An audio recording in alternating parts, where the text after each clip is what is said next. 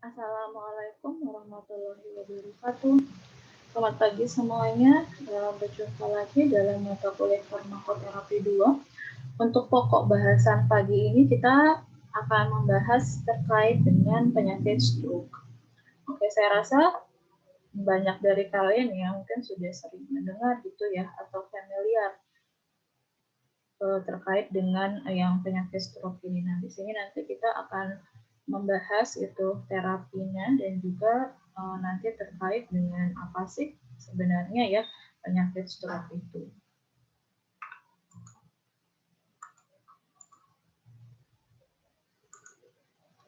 Oke, kita mulai dulu ya dari definisi gitu. Jadi stroke itu sendiri dia merupakan suatu kerusakan neurologis ya. Nah, di mana kerusakan neurologis ini disebabkan karena adanya gangguan pada suplai darah yang menuju daerah otak.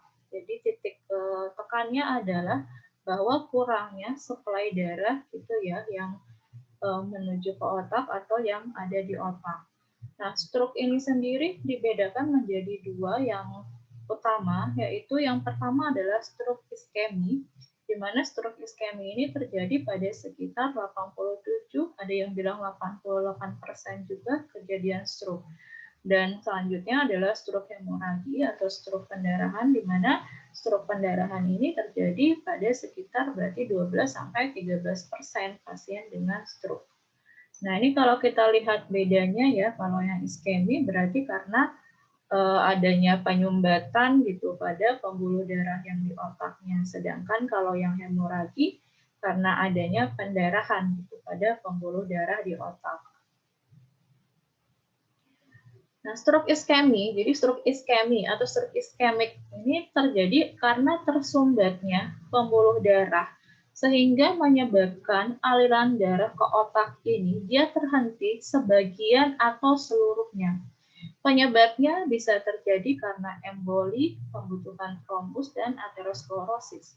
Jadi arteriosklerosis mulai dari arteriosklerosis, jadi ada penumpukan plak gitu ya. Nah, kemudian penumpukan plak ini karena adanya kelupaan, dia nanti bisa menyebabkan terjadinya pembentukan trombus. Trombus ini nanti bisa dia lepas gitu, beredar. Nah, ini lepasnya ini menjadi emboli dan nanti misalnya kalau embolinya ini dia menyumbatnya di otak, maka terjadilah stroke iskemik. Sedangkan yang aterosklerosis dan trombus ini dia bisa terjadi di jantung atau bisa juga langsung terjadi di otaknya sehingga terjadi penyumbatan karena ada plak aterosklerosis atau karena ada pembentukan trombus di otak gitu. Nah, kemudian yang kalau yang stroke pendarahan sendiri ini biasanya dia terjadi karena pecahnya pembuluh darah di otak dan biasanya 70% stroke pendarahan ini terjadi karena hipertensi. Nah, kalau kalian bayangkan ya, misalnya kayak pipa atau selang air seperti itu. Nah, pipa kalau selang air, kalau misalnya tekanan airnya itu lama-lama karena terlalu tinggi, kan lama-lama dia bisa jadi terkikis ya, kemudian selangnya jadi rapuh, kehilangan elastisitas, dan akhirnya bisa bocor. Nah, mirip seperti itu yang terjadi juga di pembuluh darah. Bedanya ini terjadinya di pembuluh darah otak gitu karena adanya hipertensi lama-kelamaan pembuluh darah jadi kehilangan elastisitasnya. Akibatnya adanya tekanan darah yang tinggi, dia udah tidak mampu lagi nih untuk menahan tekanan itu sehingga dia bisa mengalami ruptur atau pecah. Nah, ini contohnya ya, ini kalau kalian lihat ada gambar gitu, ada pendarahan di otak yang sebelah kiri ini. Jadi darah itu nanti dia akan bocor gitu ke daerah di sekitar otak. Sedangkan kalau yang stroke iskemik karena adanya fluid gitu sehingga nanti terjadi penyumbatan gitu dan bisa terjadi ya kematian sel karena berkurangnya suplai oksigen dari aliran darah. Nah, stroke hemoragi ini sendiri dibedakan jadi dua lagi. Yang pertama ada yang dinamakan dengan intracellular hemoragi atau ICH.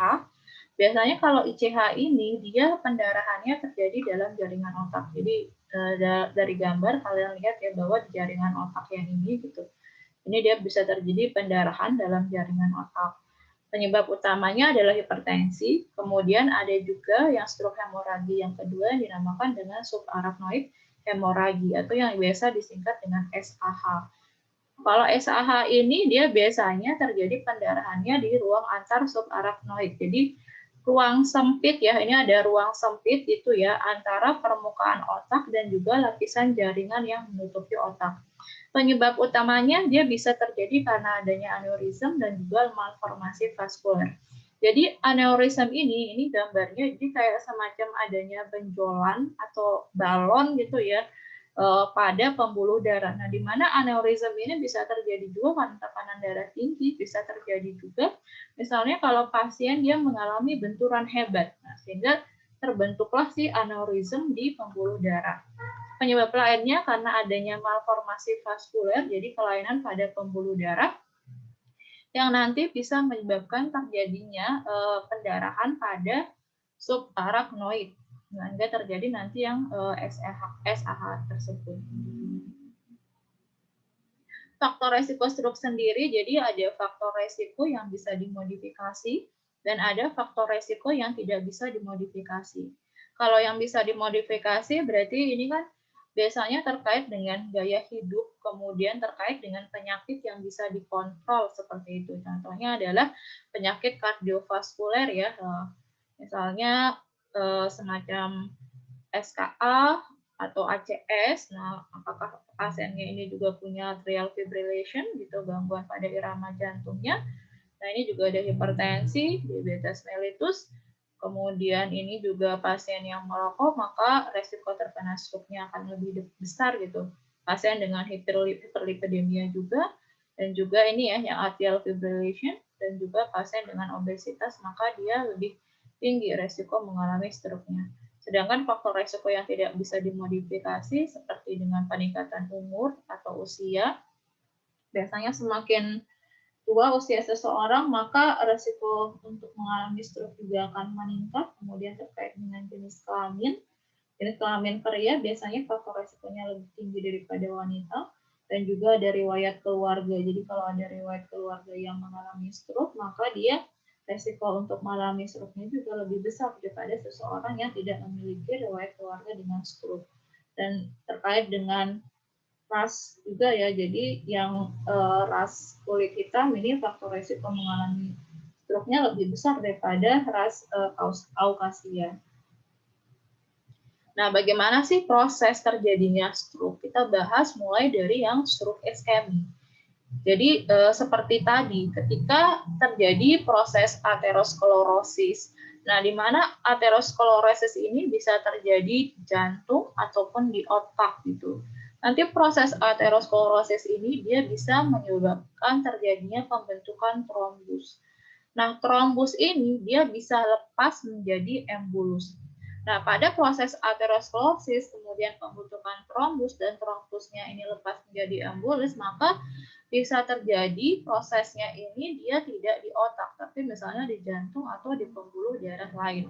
Sehingga dengan adanya embolus ini nanti yang beredar ke pembuluh darah, kemudian sampai kepada otak, pembuluh darah di otak, sehingga dia menyebabkan terjadinya penyumbatan dan terjadilah stroke. Nah, bisa juga yang aterosklerosis ini prosesnya gitu ya, mulai dari pembentukan trombus, nanti prosesnya memang terjadi di pembuluh darah otak atau tetap pada lokasi asalnya gitu. Sehingga kedua-duanya ini terbentuknya emboli selain di pembuluh darah otak ataupun aterosklerosis dan trombus di otak, nanti dia bisa menyebabkan terjadinya sumbatan atau oklusi pada pembuluh darah di otak. Nah, di mana ketika terjadi oklusi, kemudian terjadi iskemi jaringan. Iskemi ini sifatnya nanti bisa sementara gitu, kalau segera tertangani atau segera diterapi bisa kembali sesuai dengan keadaan semula, tapi kalau misalnya dia tidak tertangani, nanti dia bisa menyebabkan terjadinya infak permanen. Nah, proses terjadi infak permanen ini seperti apa? Jadi, mulai dari iskemia jaringan, jadi karena adanya iskemia jaringan, otomatis terjadi penurunan suplai darah ke otaknya. Nah, karena penurunan suplai darah ini, maka terjadilah penurunan ATP, di mana ATP ini merupakan energi yang diperlukan oleh tubuh untuk melakukan fungsi daripada pompa NAKTPase. Nah, karena penurunan ATP, maka terjadi kegagalan pompa NAK dan terjadi juga peningkatan kadar laktat intraseluler.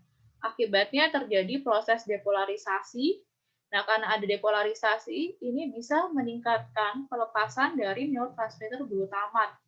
Ketika neurotransmitter glutamatnya meningkat, maka kadar kalsium intraseluler juga mengalami peningkatan.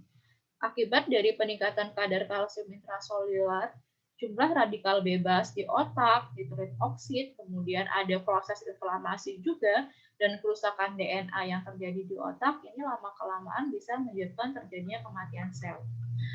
Nah, untuk regio atau daerah kematian sel ini dia bervariasi tergantung dari suplai oksigen yang dibawa oleh aliran darah. Ini kalau kalian lihat ya, ada gambar mulai dari yang gambarnya abu-abu, kuning, kemudian ini ada yang coklat muda dan ada yang warnanya merah. Ini coklat muda atau orange gitu ya.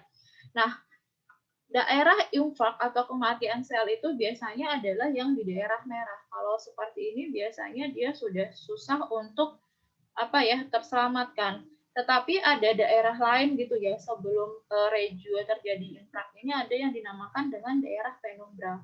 Nah, daerah penumbra ini kalau semisal tadi struknya ini bisa tertangani dengan cepat atau diterapi dengan cepat, maka ada kemungkinan bahwa daerah penumbra ini dia masih bisa diselamatkan gitu. Jadi belum sampai terjadi kematian sel di daerah penumbra. Makanya tadi ya waktu itu sangat berharga gitu pada pasien stroke. Karena semakin luas regio daerah kerusakan otak, maka disabilitas yang diakibatkan oleh penyakit stroke ini juga akan semakin tinggi gitu. Kalau semakin cepat dia tertangani, semakin sedikit daerah otaknya yang mengalami kerusakan, maka tadi disabilitas akibat penyakit stroke-nya juga diharapkan dia bisa lebih ringan. Nah, kalau stroke hemoragi gimana? Jadi seperti yang tadi sudah diterangkan bahwa ketika hipertensi ada peningkatan tekanan darah yang terus-menerus dalam jangka waktu yang lama, maka itu bisa menyebabkan terjadinya kerusakan dinding pembuluh darah. Pembuluh darah menjadi kehilangan elastisitasnya. Jadi kan biasanya kalau pembuluh darah ini dia bisa menyesuaikan yang bisa bervasokonstriksi atau bervasodilatasi gitu tergantung daripada tekanan darah gitu. Jadi untuk istilahnya untuk menstabilkan tekanan darah. Tapi lama-kelamaan karena tekanan darahnya sudah selalu tinggi gitu, maka akhirnya pembuluh darah ini jadi kehilangan elastisitasnya. Akhirnya ketika tekanan darahnya tadi tinggi, maka dia bisa menyebabkan terjadinya pecahnya pembuluh darah. Nah, pecahnya pembuluh darah ini menyebabkan terjadinya akumulasi bekuan darah di daerah sekitar otak.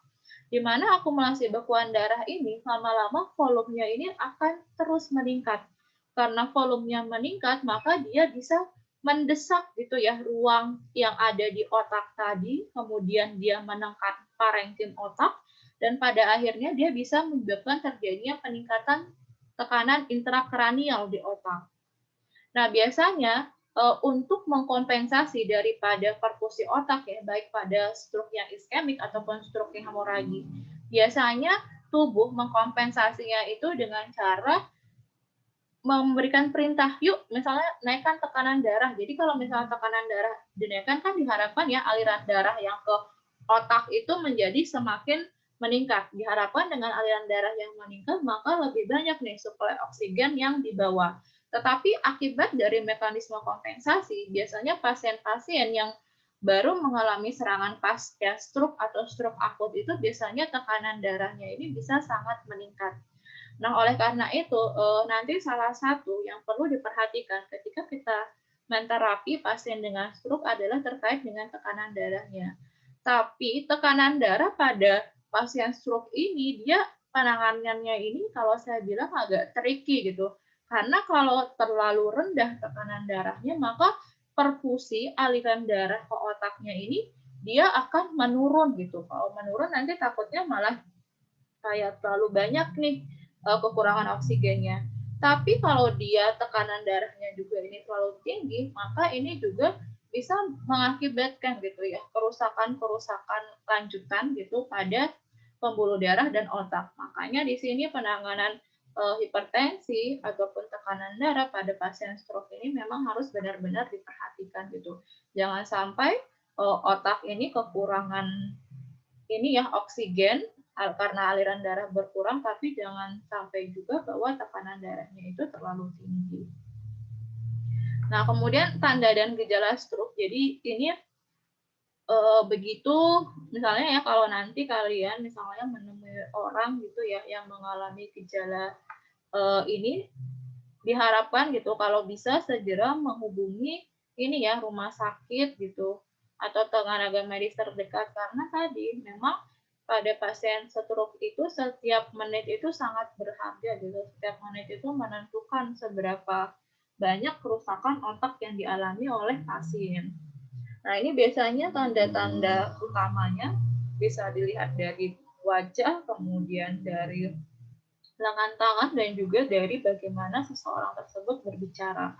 Kalau wajah ini bisa dilihat ya, apakah ketika dia senyum gitu, dia simetris tidak senyumnya, atau apakah ada salah satu bagian tubuh yang seperti apa ya, agak ke bawah gitu ya. Nah, kemudian misalnya tangannya juga, ketika kita minta mengangkat lengan, apakah dia bisa mengangkat lengannya, ataukah dia mengalami kelemahan pada gerakan lengannya, sehingga dia tidak mampu ataupun tidak bisa mengangkat kedua lengannya dengan seimbang. Dan juga bisa kita coba juga dengan meminta pasien tadi untuk berbicara. Kalau dia misalnya tidak bisa mengulangi kata-kata sederhana gitu ya, ataupun misalnya mengulangnya tidak jelas dan juga tidak benar, nah ini bisa kita curigai bahwa pasiennya ini dia mengalami gejala stroke. Kalau misalnya ada tanda-tanda seperti ini, maka segeralah untuk menghubungi ini ya emergensi atau IGD terdekat. Gejala lainnya juga bisa misalnya ini ada kelemahan otot atau mati rasa pada salah satu bagian tubuh, misalnya di tangannya ataupun di kakinya, penglihatan kabur gitu ya, bahkan sampai bisa kehilangan penglihatan juga. Bisa juga pasiennya mengalami kebingungan, kemudian hilang daya ingat, pusing, dan tiba-tiba jatuh. Dan ini bisa juga sakit kepala parah ya, terutama pada stroke hemoragi. Yang perlu diperhatikan ialah bahwa terkadang gejala stroke satu orang dengan orang lain itu bisa jadi tidak sama persis. Nah, kenapa? Karena itu dipengaruhi gitu. Jadi pada bagian otak mana yang mengalami serangan stroke tadi. Makanya memang gejalanya tidak persis sama gitu. Tapi biasanya gejala umumnya ini ya, terutama yang ini yang tadi kita minta dia untuk tersenyum, kemudian mengangkat kedua tangan, dan juga kita minta dia untuk berbicara. Nah, untuk stroke hemoragi sendiri sebenarnya gejalanya mirip dengan stroke iskemik, tapi biasanya untuk stroke hemoragi ini dia spesifik ya. Misalnya ada perubahan kesadaran, kemudian mual, muntah, nyeri leher, nyeri kepala, kemudian ini intoleransi terhadap cahaya ataupun suara.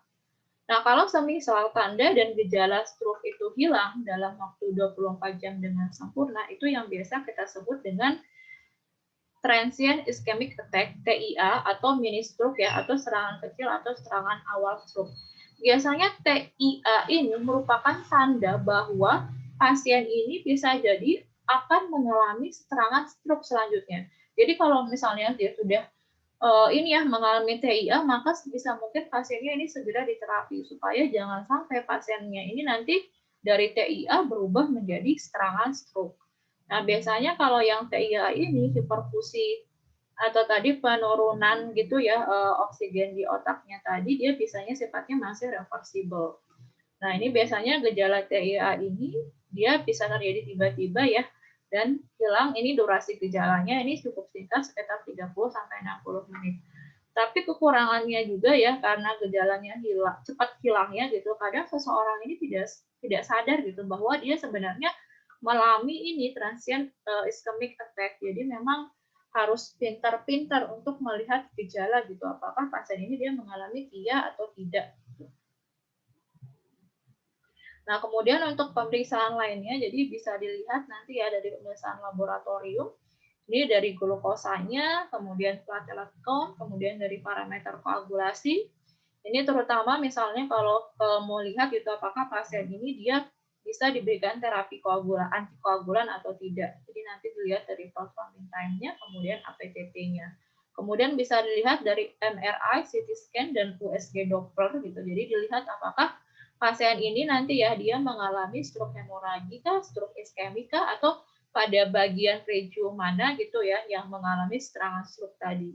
Dan juga EKG ini sendiri bisa dilihat untuk bisa dilakukan untuk melihat apakah seseorang ini dia memang ada kelainan pada jantungnya. Misalnya tadi apakah penyebab stroke-nya itu karena adanya gangguan ritme jantung ya atau atrial fibrillasis atau dia punya nggak penyakit jantung yang lain misalnya kayak yang ACS gitu ya atau pasiennya ini ada gagal jantung atau tidak.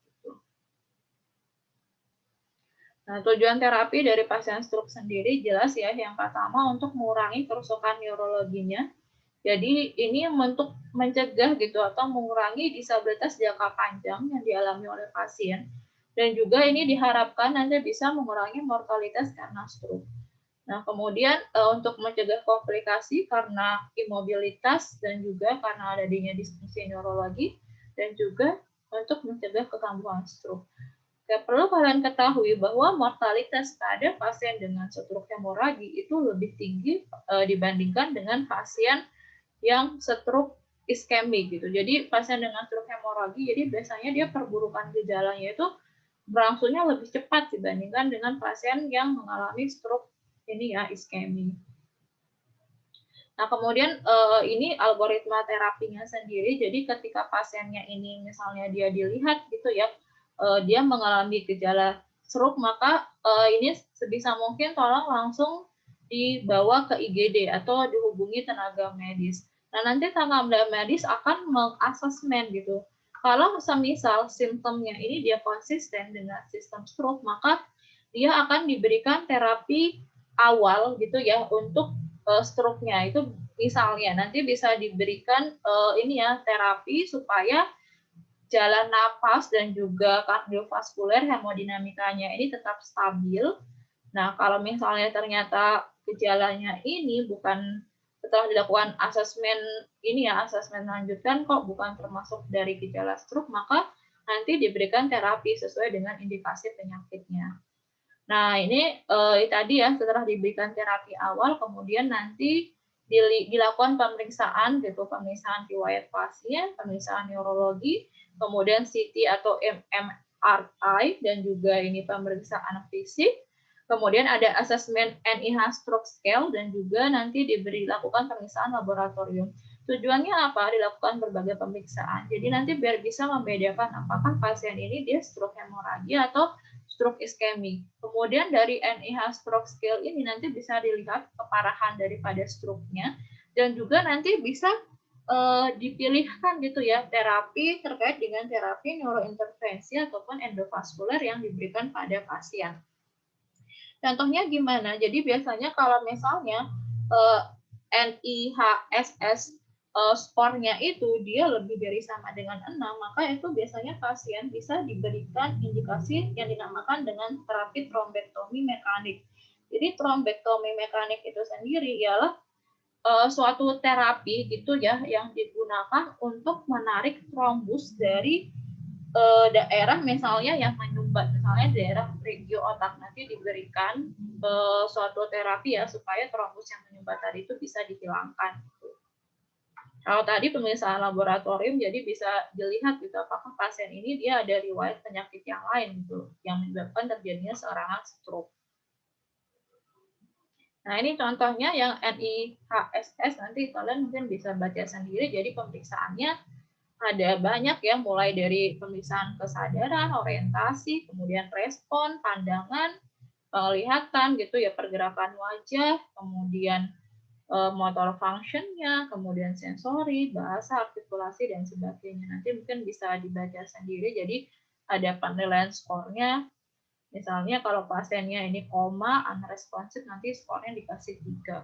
Kalau dia misalnya masih bisa merespon dengan baik, maka bisa diberikan skor 0 gitu. Nanti semakin tinggi gitu ya, skornya itu menandakan bahwa bahwa stroke pasiennya itu dia makin parah gitu. Oke, kita lanjutkan. Kemudian dari pemeriksaan tadi ya, setelah dilakukan berbagai macam pemeriksaan, ternyata pasiennya ini dia diketahui menderita yang stroke iskemi. Kemudian dilihat apakah simptom daripada stroke-nya ini terjadi dalam 4,5 jam. Nah, kalau misalnya iya, kemudian dievaluasi lagi, dilihat apakah pasiennya ini dia memenuhi kriteria mendapatkan terapi trombolitik. Trombolitik ini adalah contohnya adalah RTPA gitu, menggunakan alteplase. Nah, kalau misalnya dia memenuhi kriteria, maka nanti tekanan darahnya harus di maintenance dulu ya, kurang dari 180/110 mmHg, ada yang bilang juga kurang dari 185, tapi sekitar itu. Nah, kalau misalnya tekanan darahnya ini bisa di maintenance atau dikontrol kurang dari 180/110 mmHg, maka terapi RTPA ini bisa diberikan. Nah, setelah diberikan terapi RTPA, kemudian setelah 24 sampai 40 jam kemudian ini bisa diberikan terapi antiplatelet. Biasanya ini bisa masuk aspirin.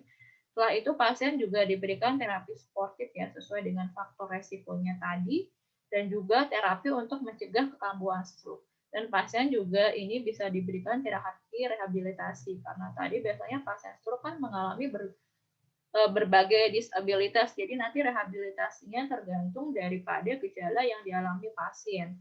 Kalau misalnya pasiennya ini mengalami kesulitan berjalan gitu akibat serangan stroke, maka nanti dia akan diberikan terapi rehabilitasi untuk berjalan. Atau misalnya kalau pasiennya ini kesulitan bicara, ya nanti terapi rehabilitasinya untuk membantu supaya pasien bisa berbicara dengan normal. Nah, kalau ternyata misalnya tadi ya, meskipun onsetnya masih dalam 4,5 jam gitu, tetapi dia tidak memasuk kriteria untuk diberikan terapi trombolitik, maka diberikan terapi aspirin 325 mg dalam 24 sampai 48 jam gitu. Segera diberikan aspirin dan sama juga setelah itu nanti diberikan terapi sesuai dengan faktor resiko dan mencegah terjadinya kambuhan stroke, kemudian diberikan juga terapi rehabilitasi. Kalau ternyata simptom pasiennya ini terjadinya sudah lebih dari 4,5 jam gitu ya, misalnya dia sudah terlambat dibawa ke rumah sakit sehingga dia tidak memungkinkan lagi nih untuk diberikan terapi yang RTPA, maka bisa langsung diberikan aspirin 325 mg dalam 24 sampai 48 jam. Tapi ada yang mengatakan juga ini lebih bagus gitu ya, misalnya kalau masuknya dalam kurang dari 12 jam, berarti 4,5 sampai 12 jam gitu setelah terjadinya onset serangan. Nah, sama kemudian nanti dikasih terapi suportif dan juga preventif dan juga ini pasien diberikan terapi untuk rehabilitasi. Nah, ini inklusi kriteria untuk pemberian terapi trombolitik tadi. Jadi, kalau pasiennya berusia lebih dari sama dengan 18 tahun, kemudian pasiennya ini ya dari diagnosisnya dia ternyata mengalami ischemic stroke dengan tadi ada defisit neurologi, kemudian onset terjadinya gejala ini masih kurang dari 4,5 jam gitu. Tetapi walaupun pasiennya ini dia memenuhi kriteria inklusi, tapi kok dia ada kontraindikasi ya untuk pemberian RTPA, maka RTPA-nya tidak bisa diberikan dan yang diberikan adalah tadi yang antiplateletnya. Kontraindikasinya apa? Ini biasanya terkait dengan terjadinya ya pendarahan gitu ya, baik pada yang subarachnoid ataupun intraselebral hemoragi. Jadi kalau pasiennya misalnya dia ada CH atau SAH, maka dia tidak bisa diberikan terapi yang antitrombolitik, yang terapi trombolitik. Nah, kemudian ini juga misalnya dia memakai thrombin inhibitor ya atau yang faktor X10A inhibitor ini dalam 48 jam, ini juga tidak bisa diberikan terapi trombolitik. Dia misalnya pakai yang heparin yang LMWH juga ini dalam 24 jam, kemudian misalnya pasiennya punya endokarditis, kemudian dia juga ada neoplasma, kemudian ada pendarahan internal ya, ini dari pemeriksaan plateletnya kurang dari 100.000, EN-nya lebih dari 1,7, APTT-nya lebih dari 40 second, PT-nya lebih dari 15 second, ini juga tidak memenuhi kriteria untuk pemberian yang RTPA tadi. Dan juga kalau misalnya pasiennya ini punya trauma kepala ya yang hebat dalam 3 bulan dan juga dia memiliki bleeding pada gastrointestinalnya.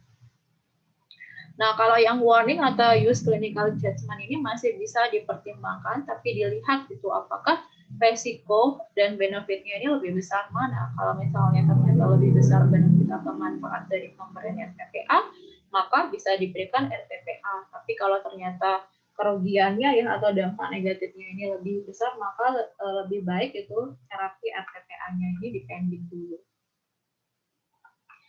Nah, kemudian kalau misalnya pasiennya ini mengalami stroke hemoragi, maka dilihat apakah dia terjadinya di subarachnoid hemoragi. Maka misalnya kalau dia, tadi kan yang SAH ini penyebabnya ya jadi ada aneurism. Kalau misalnya sudah diketahui ada SAH-nya, kemudian aneurismnya ini ternyata masih ada beberapa gitu ya, ada yang misalnya belum pecah gitu, maka nanti bisa dilakukan surgical clipping untuk menghilangkan yang aneurismnya. Kemudian ini juga nanti diberikan inisiasi terapi ya untuk mencegah rebleedingnya, kemudian mencegah vasospasme, kemudian ini ya hidrosefalus, jadi penumpukan cairan di otaknya gitu karena tadi pendarahan, dan juga biasanya ini kejang gitu, nanti juga diberikan terapi untuk kejangnya dan sama pasiennya juga nanti diberikan rehabilitasi. Kalau misalnya ternyata bukan SAH, maka nanti bisa dikontrol tekanan darahnya dan diberikan juga terapi pencegahan terjadinya kekambuhan stroke dan juga direhabilitasi. Oke, kita bahas satu-satu. Ini tata laksana umum dulu. Jadi begitu pasiennya misalnya ini dia diketahui dia menderita stroke, maka yang pertama dilakukan ialah menstabilisasi jalan nafas dan pernapasan. Jadi apapun yang menghalangi jalan nafasnya ini harus dihilangkan. Kalau misalnya ternyata oksigen pasiennya ini saturasinya kurang dari 95%, maka bisa diberikan ini ya terapi oksigen. Nah, kemudian distabilisasi hemodinamikanya. Dilihat apakah pasiennya ini dia mengalami kekurangan cairan atau hipotensi. Kalau misalnya pasiennya ini dia mengalami kekurangan cairan, maka nanti koreksi bisa dikoreksi cairan ya menggunakan cairan kristaloid ataupun cairan koloid. Tapi jangan digunakan glukosa kecuali pasiennya hipoglikemi.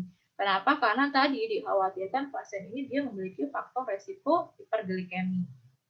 Kemudian kalau pasiennya hipotensi, misalnya tekanan darahnya kurang dari 120 mmHg, nah di mana kan kalau pada pasien dengan stroke ini, jadi tekanan darahnya ini dia harus dijaga gitu, tidak boleh terlalu rendah dan tidak boleh terlalu tinggi. Makanya kalau dia terlalu rendah kurang dari 120 mmHg, maka nanti bisa kita berikan vasopresor. Contohnya adalah dopamin, norepinefrin, epinefrin. Jadi untuk meningkatkan tekanan darah pasien hingga kadar tekanan darah sistoliknya nanti sekitar 140 mmHg. Supaya apa? Supaya perfusi aliran darah ke otaknya juga terjaga. Nah, kalau pasiennya ternyata ada tekanan intrakranial gitu ya, nanti bisa dilihat dari pasiennya ini gitu, misalnya dia GCS-nya kurang dari 9 dan ada penurunan kesadaran. GCS dulu sudah kita pelajari ya ketika farmakoterapi 1, nanti bisa dibaca-baca ulang apa itu GCS ya. Nah, ini misalnya GCS-nya kurang dari 9, maka pasiennya ini bisa diberikan terapi osmoterapi. Nah, misalnya dia bisa dikasih mannitol dengan dosis 0,25 sampai 0,5 gram per kg/BD selama lebih dari 20 menit dan bisa diulang tiap 4 sampai 6 jam ya, dengan target osmolaritasnya kurang dari sama dengan 310 miliosmol per liter. Nah, misalnya kalau pakai mannitol ini tidak adekuat, bisa kita tambahkan dengan terapi furosemid gitu dengan dosisnya 1 mg per kg/BD. Kalau misalnya pasiennya ternyata mengalami kejang, maka bisa kita berikan diazepam dulu ya, intravena bolus lambat 5-20 mg. Begitu setelah diberikan terapi diazepam, kemudian nanti dilanjutkan dengan phenytoin. Jadi tidak diberikan diazepam plus phenytoin, tapi diazepam dulu, baru setelah habis diikuti dengan pemberian phenytoin ya, dosis bolus 15-20 mg per kg/BD dengan kecepatan 50 mg per menit maksimal. Nah, kalau misalnya pasiennya dia mengalami misalnya kejang gitu ya karena penyakit lain, misalnya contohnya dia ternyata ada epilepsi, maka Bisa kita berikan juga ya penambahan obat kejang lain, contohnya ada valproat, topiramate, atau levetiracetam. Nanti disesuaikan juga dari jenis kejang yang dialami oleh pasiennya. Kalau ternyata pasiennya ini mengalami kenaikan suhu, maka kita bisa berikan ya untuk menurunkan suhunya ini dengan pemberian paracetamol. Nah, ini tadi yang terapi cairannya ini bisa diberikan NHCl, linjer latat ya, linjer asetat untuk menjaga supaya dia euvolemi, jadi jangan sampai hiper atau hipovolemi. Nah, kalau pasiennya misalnya mengalami disfagia, jadi pasiennya ini tidak bisa menelan gitu ya, tidak bisa menelan dengan baik, maka kita bisa berikan nutrisi enteral ataupun parenteral. Nah, selain itu juga pada pasien dengan stroke dia bisa mengalami banyak komplikasi, sehingga nanti terapinya itu disesuaikan dengan komplikasinya. Kalau pasiennya memang ada infeksi, maka kita berikan antibiotik. Kalau pasien ternyata misalnya ada vein trombosis atau DVT, maka ini bisa kita berikan heparin atau low molecular weight heparin atau heparinoid. Nah, kalau pasiennya ternyata dia ada hiperglikemia dengan glukosa yang lebih dari 180 mg per desiliter, maka bisa juga kita berikan terapi insulin. Nah, tadi ya, ada juga terapi tata laksana lainnya, yaitu selain dari pemberian terapi-terapi sesuai dengan gejala komplikasi pasien ini, kita juga bisa berikan ini terapi neurointervensi atau endovaskuler, di mana tujuannya ialah untuk istilahnya itu yang menghilangkan trombus yang tadi yang mengganggu aliran darah karena stroke iskemi tadi. Caranya gimana? Jadi bisa diberikan kateterisasi untuk melisiskan trombus, jadi dimasukkan kateter, ini namanya adalah trombolisis intraarterial, atau bisa juga nanti trombusnya ditarik dengan menggunakan alat, ini yang dinamakan dengan trombektomi mekanik. Di mana yang tadi yang trombektomi mekanik dia ada penilaian skor daripada NIHSS, jadi apakah dia bisa diberikan pemberian trombektomi mekanik atau tidak. Kalau misalnya skornya lebih dari sama dengan 6, nah itu merupakan salah satu indikasi untuk pemberian trombektomi mekanik. Nah, itu tadi yang tata laksana umum gitu ya dari stroke. Sedangkan kalau tata laksana spesifiknya seperti apa? Oke. Untuk tata laksana spesifik sebenarnya tadi sudah diterangkan ya dalam algoritma gitu. Jadi nanti dilihat dari onsetnya apakah dia masih dalam 4,5 jam atau lebih, apakah pasien ini dia memiliki indikasi untuk diberikan terapi RTPA atau tidak gitu ya. Nah, tapi ini kita rinci lagi, kita rinci lebih rinci gitu ya. Nah, kalau tadi misalnya onsetnya masih 4,5 jam terjadinya stroke gitu ya. Nah, nanti bisa diberikan terapi trombolitik trombolisis ini RTPA seperti alkaplase, dosisnya adalah 0,6 sampai 0,9 mg per kg/BB. Nah, untuk dosis si alkaplase ini, jadi beberapa literatur di luar itu memang dia gitu mengatakan bahwa bisa diberikan dosis 0,9 mg per kg/BB hingga maksimal 10 mg.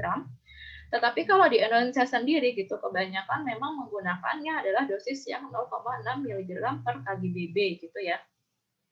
Nah, pemberian yang trombolisis yang RTPA ini walaupun bisa diberikan dalam 4,5 jam onset gejala, tapi akan lebih baik lagi jika dalam 3 jam onset dia bisa masuk gitu. Jadi semakin cepat diberikan dia semakin bagus gitu.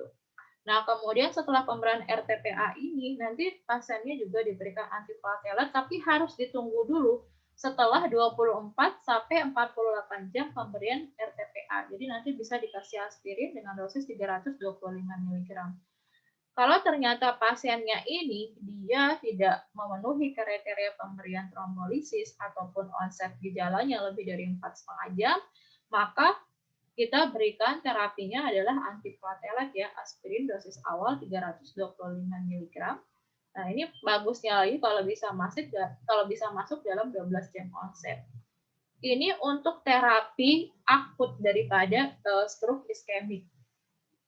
Nah, selain itu untuk terapi jadi pencegahan daripada terjadinya stroke ulangan, maka ini bisa kita berikan terapi antikoagulan Jadi antikoagulan ini nanti bisa diberikan 24 jam setelah pemberian RTPA. Tapi syaratnya adalah ketika kita memberikan antikoagulan tadi ya kita harus periksa gitu. Apakah pasien ini dia ada pendarahan tidak? Nah, pilihan utamanya sendiri kalau misalnya ada stroke emboli kardiogenik. Stroke emboli kardiogenik berarti ini asal embolinya adalah dari plak aterosklerosis atau trombus yang ada di jantung gitu, yang akhirnya beredar sampai ke otak. Nanti itu menyebabkan stroke emboli kardiogenik. Kalau ini pilihan utamanya adalah warfarin ya. Kemudian target INR-nya 2 sampai 3 untuk evaluasi terapinya. Jadi 2 minggu awal itu dievaluasi tiap 3 hari, selanjutnya nanti dievaluasi setiap 1 minggu, dan setelahnya baru nanti dievaluasi 1 bulan gitu untuk mencapai target yang INR yang kita inginkan yaitu 2 sampai 3. Kalau misalnya stroke embolinya ya kardio, dia mengalami kardio emboli nih. Tapi khususnya karena ada AF atau fibrasi atrial fibrillation. Nah, ini selain pemberian antikoagulan yang warfarin ini bisa juga kita berikan ya dabigatran, rivaroxaban, apixaban. Tapi kalau semisal dia bukan kardioemboli karena AF, maka pilihan utamanya tetap si warfarin ini sendiri. Nah, selain itu pasiennya juga ini bisa diberikan clopidogrel ya, dengan nanti plus aspirin selama 21 hari sampai 3 bulan. Setelah 3 bulan, ini si aspirinnya bisa di-stop dan clopidogrelnya dilanjutkan.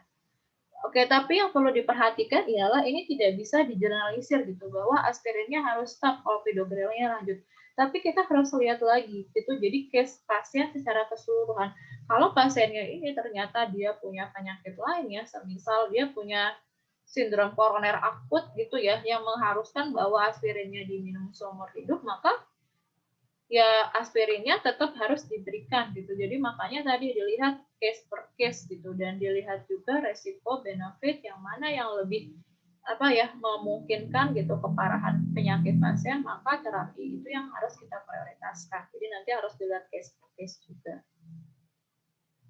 Nah, ini mungkin singkatannya. Jadi untuk treatment akut di stroke iskemi tadi, jadi bisa diberikan alteplase ya, lebih bagus misalnya dalam kurun 3 jam setelah 3 jam dalam onsetnya, ini level of evidence-nya 1A gitu. Sedangkan misalnya 3 sampai 4 setengah jam ini level of evidence-nya 1B. Nah, selanjutnya bisa kita berikan aspirin ya 24 jam sampai 48 jam tadi. Dan untuk mencegah kekambuhan daripada stroke atau yang dinamakan dengan secondary prevention ini, maka misalnya tadi kalau dia ada yang kardioemboli karena stroke-nya disebabkan kardioemboli tadi, maka kita bisa berikan dia antikoagulan terapi. Ini pilihan utamanya adalah vitamin K ya, antagonis atau si warfarin tadi. Tapi kalau pasiennya ini punya atrial fibrillation, maka bisa kita berikan yang dabigatran, rivaroxaban, yang apixaban tadi. Sedangkan kalau pasiennya ini bukan merupakan stroke karena non kardio emboli, jadi bisa jadi embolinya ini tidak berasal dari jantung tapi pembuluh darah yang lain gitu. Maka yang kita berikan adalah antiplatelet terapi, yaitu aspirin. Aspirin kita kombinasi dengan dipridamol atau kita bisa berikan clopidogrel, nanti aspirin plus clopidogrel tadi. Nah, selain itu juga untuk yang lainnya kalau pasiennya gitu ya, ini usianya kurang dari 75 tahun, maka ini juga harus kita berikan terapi statin, tapi yang high intensity. Kalau lebih dari 75 bisa yang moderate atau yang high intensity statin. Contoh statinnya apa? Ini saya rasa sudah diterangkan oleh Bu Laksmi ya, yang masuk yang moderate mana, yang high yang mana gitu. Nanti kalian bisa baca ulang itu di materi dislipidemia. Dan ini juga kalau tekanan darah pasiennya ternyata lebih dari 140/90, maka ini juga kita kurangi tekanan darah. Sekali lagi saya tekankan, ini adalah secondary prevention, berarti ketika pasiennya sudah stabil. Ketika pasiennya mengalami serangan akut stroke, maka nanti target penurunan tekanan darahnya juga akan berbeda ketika pasiennya ini ya, dia secondary prevention. Jadi seperti apa? Nah, ini ke sini dulu. Jadi pasien dengan hipertensi, kalau misalnya dia ini ya tadi serangan akut stroke iskemi gitu, dia kemudian mau diberikan terapi alteplase, maka sebelum terapi alteplase tadi, atau yang ini alteplase ini maksudnya adalah RTPA, maka tekanan darahnya ini harus dikontrol kurang dari 185 mmHg untuk yang sistolnya. Ada yang mengatakan kurang dari 180 juga ya. Dan kemudian diastolnya dikontrol kurang dari 110 mmHg. Sedangkan setelah pemberian yang post alteplase, maka tekanan darah ini di-maintain kurang dari 180 mmHg, dan juga yang diastolnya kurang dari 105 mmHg untuk 24 jam. Kemudian nanti pasiennya dievaluasi seperti itu. Sedangkan untuk secondary prevention atau pencegahan dari kambuhan stroke, maka target tekanan darahnya adalah lebih dari 180 per 90 mmHg. Jadi dibedakan target ketika dia ini ya stroke akut, ada serangan akut yang iskemi, dengan ketika dia untuk pencegahan kekambuhan stroke.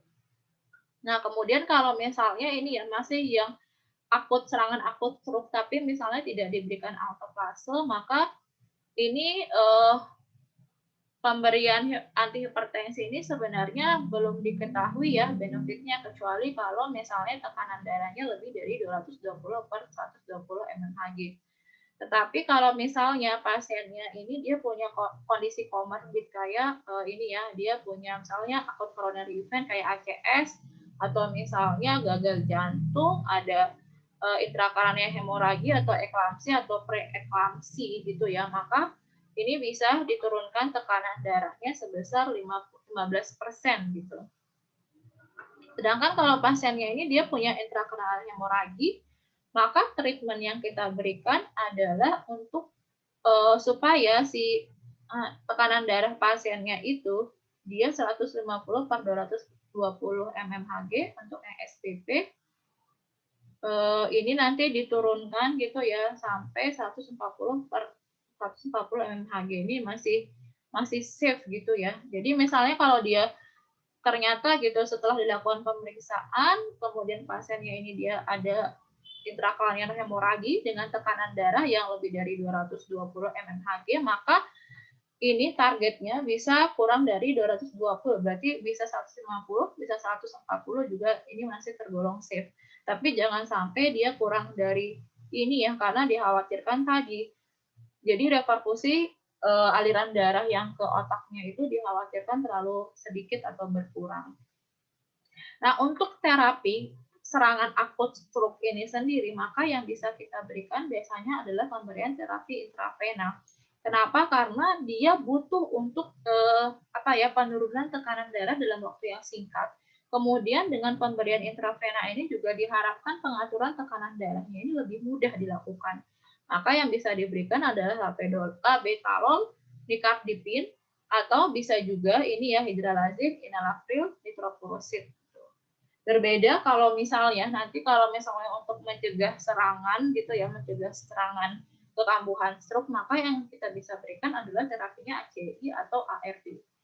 Jadi tadi untuk terapi hipertensi harus dibedakan apakah targetnya ini ketika pasiennya ini mengalami serangan akut stroke atau tidak. Kemudian apakah tadi targetnya ini untuk mengurangi kekambuhan atau pengulangan gejala stroke pasien. Dan pemilihan terapinya juga akan berbeda kalau misalnya ketika pasiennya akan diturunkan tekanan darahnya untuk stroke yang akut, ataukah tadi ketika untuk mencegah kekambuhan stroke tadi. Oke, kita kembali ke sini. Nah, yang ini ya. Gitu. Jadi kalau untuk kekambuhan, jadi BP-nya ini targetnya adalah 140 per 90, gitu. Kurang dari ini 140 per 90. Oke, kemudian kita masuk gitu kalau tata laksana spesifik stroke hemoragi. Jadi tadi ya, kalau misalnya dia selain yang SAH, maka ini pengontrolan tarik tekanan darah. Kemudian juga ini dipertahankan gitu cerebral perfusion pressure-nya supaya 60 sampai 70 mmHg. Kalau tekanannya terlalu tinggi, maka bisa kita berikan dengan terapi mannitol atau furosemid tadi. Kalau semisal ini mannitol atau furosemid gitu ya, kemudian tekanannya masih tinggi, ini bisa juga kita berikan alternatif gitu dengan menurunkan tekanan darah pasiennya. Jadi kita kasih vasopresor dopamin, phenylephrine, dan norepinefrin. Nah, ini kita bisa berikan juga dia antikoagulan reversal. Jadi antikoagulan reversal ini gimana? Kalau pasiennya ini ternyata dia mengalami stroke pendarahan gitu ya. Tapi pasiennya ini sebelumnya sudah mendapatkan terapi antikoagulan, maka kita berikan terapi untuk membalik daripada si efek antikoagulan tersebut. Nah, kemudian ini juga pasiennya ini bisa kita berikan tadi ya terapi pembedahan gitu untuk menghilangkan aneurismnya atau untuk menghilangkan pendarahannya. Sedangkan yang lain-lain misalnya kejang, kemudian tata laksana DM dan sebagainya itu mirip dengan terapi pada stroke iskemik. Nah, ini yang untuk antikoagulan reversalnya. Jadi misalnya kalau sebelumnya pasiennya itu menggunakan warfarin, maka kita bisa berikan yang vitamin K gitu 10 mg atau kita kasih faktor protrombin kompleks konsentrate. Jadi gunanya apa? Jadi kan kalau pasiennya ini dia pendarahan gitu dan sebelumnya dipakai antikoagulan, takutnya efek antikoagulannya itu masih tersisa dan ini nanti bisa memperparah gitu kondisi daripada pendarahan pasien. Makanya dikasihlah obat yang bisa membalik daripada efek antikoagulan. Kalau antikoagulan yang dipakai warfarin, maka dikasihnya ya kebalikan dari warfarin, yaitu vitamin K. Karena kan warfarin ini istilahnya kayak antivitamin K gitu ya. Kemudian kalau misalnya antikoagulannya pakai dabigatran, maka kita kasih yang etarucizumab. Atau bisa juga pasiennya di hemodialisis gitu. Jadi untuk menghilangkan gitu ya sisa-sisa obatnya. Kalau misalnya dia rivaroxaban ini dikasihnya 4 faktor protrombin kompleks konsentrat atau 4 PCC ini. Nanti disesuaikan dengan nilai INR dan juga dari dosisnya. Ini ya rata-rata sebenarnya kalau pakai yang rivaroxaban, kemudian yang apixaban, kemudian yang edoxaban ya, selain daripada yang antikoagulan klasik tadi itu bisa pakai yang 4 PCC. So, kalau enggak, ini pakainya yang ini yang andiksanat alfa pilihan utamanya. Tapi kalau misalnya tidak tersedia, bisa kita kasih ya yang anti-CCC ini. Kalau yang dabigatran ini bisa kita hemodialisis. Kecuali ini untuk warfarin, maka kita kasihnya adalah vitamin K dengan mempertimbangkan daripada INR pasiennya. Kalau INR-nya 2 sampai 4, ini dikasihnya cukup 25 unit per kgBP dengan maksimal 2.500 unit. Nah, kemudian tadi ya ada yang istilahnya dinamakan dengan mini stroke. Jadi suatu kejadian atau serangan sebelum terjadinya serangan stroke yang sesungguhnya. Dimana kalau mini stroke ini sebenarnya dia gejalanya itu sifatnya ada reversible. Tapi begitu seseorang ini dia mengalami gitu, oh dia ini ya mini stroke gitu, dikhawatirkan nanti bisa berkembang atau bisa menjadi stroke, maka ini kita bisa berikan terapi. Jadi nanti dikasih terapi yang ini ya antitrombotik. Jadi misalnya kalau dia disebabkan karena ada aterotrombotik gitu ya, jadi penumpukan plak atau trombus, maka yang kita berikan adalah pemberian antiplatelet ini dikonsumsi setiap hari dikombinasi dengan dipiridamol. Jadi dipiridamol plus aspirin ya, antiplateletnya kombinasi dipiridamol plus aspirin itu sebagai lini pertama. Kalau tidak ada bisa monoterapi clopidogrel atau monoterapi aspirin. Tapi lebih disarankan kalau kombinasi yang dipiridamol sama yang aspirin dulu. Kemudian kalau misalnya TIA-nya karena kardioemboli gitu, jadi tadi trombusnya ruptur, kemudian akhirnya ada emboli yang ini ya yang di aliran darah sampai akhirnya dia bisa menyebabkan sumbatan pada otak gitu sehingga terjadi stroke. Jadi ini kardioemboli, maka yang diberikan adalah antikoagulan. Terutama kalau misalnya dia karena adanya atrial fibrillation. Jadi ritme jantung yang yang tidak teratur gitu, dia bisa menyebabkan kardioemboli tadi, maka itu bisa kita berikan antikoagulan. Tapi kalau misal antikoagulan ini adalah contohnya tadi ya warfarin, dan kalau misalnya ternyata tidak intoleransi ya diberikan antikoagulan, maka kita bisa berikan aspirin 325 mg per hari. Tapi kalau aspirin nggak bisa masuk juga, maka kita bisa berikan clopidogrel 75 mg per hari. Dan kemudian penyakit penyertanya kalau ada hipertensi, maka ini bisa kita berikan terapi ACI atau ARB. Kalau dia ada penyakit lipid, ya kita berikan statin tadi ya, yang moderate atau yang high intensity statin. Kemudian kalau dia ada diabetes, maka bisa kita berikan ya tata laksana untuk diabetes mellitusnya. Baik, nanti kalian mungkin belajar minggu depan ya diabetes itu ada yang diberikan oral ataupun diberikan terapi insulin. Nah, kemudian ada terapi tambahan juga ya. Ini juga biasanya sering diresepkan gitu pada pasien dengan stroke. Ini ada piracetam sama citicoline. Oke, sebenarnya piracetam dan citicoline ini masih perdebatan gitu. Apakah dia memang benar-benar memberikan efek pada pasien stroke gitu ya. Tapi kalau di rumah sakit ini biasanya tetap dikasih juga yang piracetam sama yang citicoline ya. Jadi nanti fungsinya misalnya piracetam dia ternyata bisa menurunkan ukuran infak pada korteks sensori motorik, meningkatkan aliran darah lokal cerebri, juga organisasi facial. Sedangkan kalau citicoline ini dia bisa meningkatkan ya kekuatan motorik lah, sensitiasi lah, kemudian menurunkan kolon infrak, edem, dan menurunkan defisit hormon. Jadi ini ya masih sering diresepkan pada pasien ini piracetam sama yang citicoline. Nah, kemudian parameter monitoringnya sendiri, jadi penyebab perburukan daripada stroke itu sendiri adalah bisa dari karena adanya pelebaran dari lesinya ya, lesi stroke-nya baik iskemi atau hemoragi. Kemudian cerebral edemanya, peningkatan TIK-nya, ada hipertensi emergensi. Nah, misalnya ada infeksi, tromboembolisme vena ya yang tadi yang DVT atau embolismenya di pulmonari atau di paru-paru, ada abnormalitas elektrolit, ritme jantung, dan juga kekambuhan stroke.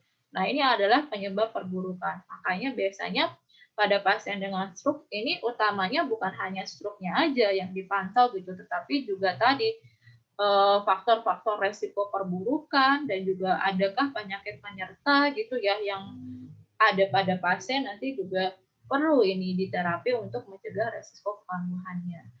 Nah, sedangkan untuk terapinya ya, tadi kan ada alteplase, aspirin, clopidogrel, kemudian antikoagulan dan warfarin, dia memang efek samping utamanya adalah terjadinya bleeding ya, pendarahan gitu. Kecuali yang ini di piridamol plus aspirin dia ada efek samping tambahan yaitu bisa menyebabkan terjadinya sakit kepala.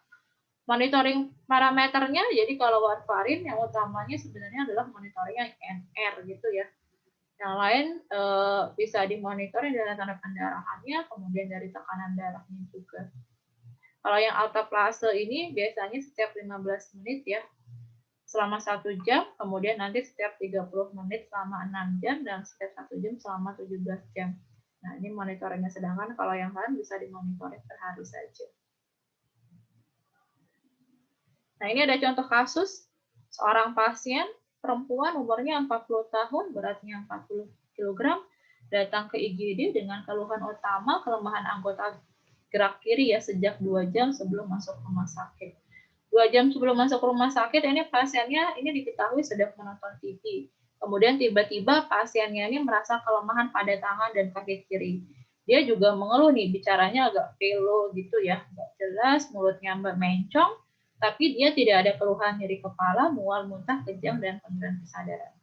Kalau kita pelajari tadi ya bahwa keluhan utama yang mual, muntah, nyeri kepala ini biasanya adalah utamanya adalah yang stroke hemoragi, walaupun memang tidak menutup kemungkinan juga sih pada pasien stroke iskemi, tapi lebih sering atau kebanyakan di stroke hemoragi. Nah, kemudian hasil pemeriksaan CT scan-nya ini dia normal gitu ya, berarti tidak ada tanda pendarahan gitu. Kemudian tekanan darahnya adalah 225/110 mmHg, LDL-nya 130 mg per desiliter, glukosanya dalam batas normal, heart rate-nya 90 kali per menit. Pasien ini memenuhi kriteria pemberian trombolisis. Dia juga sebelumnya ada riwayat stroke dengan riwayat penyakit lain ya di sangkal. Berarti ini kalau kita lihat dia faktor resikonya ada tekanan darah yang tinggi, kemudian LDL-nya juga tinggi. Nah, ini terapi untuk serangan akutnya dia diberikan alteplase 10 mg bolus dalam 1 jam, kemudian valsartan 1 kali 80 mg. Nah, dari pemberian kedua terapi ini apakah pasien mengalami DRI? Coba dianalisis. Dan kalau iya, ini kalian coba berikan rekomendasi terapi, baik untuk serangan akutnya ataupun untuk mencegah kekambuhan dari struknya. Oke, nanti akan kita ini ya seperti biasa kita bahas gitu di akhir sesi. Kalau sekarang selamat mengerjakan dulu.